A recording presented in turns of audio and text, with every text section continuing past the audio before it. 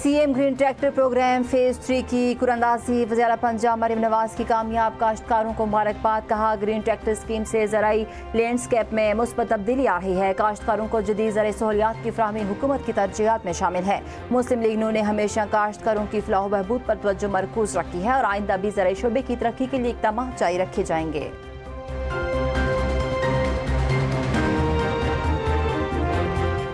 Chairman नैब की तकर्री। पाकिस्तान ने IMF से एक्शन प्लान शेयर कर दिया। नैब चेयरमैन की तकर्री के तरीक़ाकार पर नजरसानी की जाएगी और इसे विफाकी काबीना के सामने गौर के लिए पेश किया जाएगा। IMF का जायजा मिशन 25 फरवरी से 11 मार्च 2026 तक पाकिस्तान का दौरा करेगा।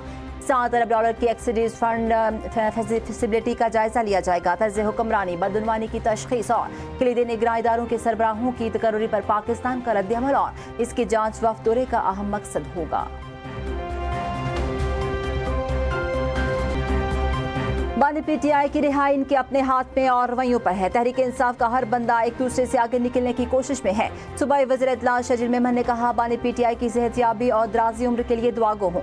गवर्नर हाउस सियासी सरगर्मियों के लिए इस्तेमाल नहीं होना चाहिए। कुछ लोग सिर्फ मायूसी फैलाने की बातें कर रहे हैं। सिंध हुकूमत हर हाल में मंसूबों को मुकम्मल करेगी।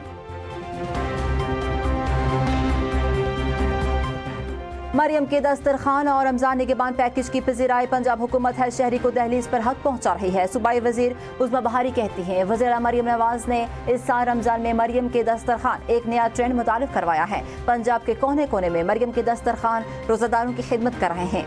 रमजान निगहबान पैकेज के तहत हर मुस्तहिक तक इमदादी कार्ड पहुंचाए जा रहे हैं। पंजाब में 76 सहूलत बाजार आवाम की सस्ती और आला क्वालिटी की अशिया खुरनोश फराहम कर रहे हैं।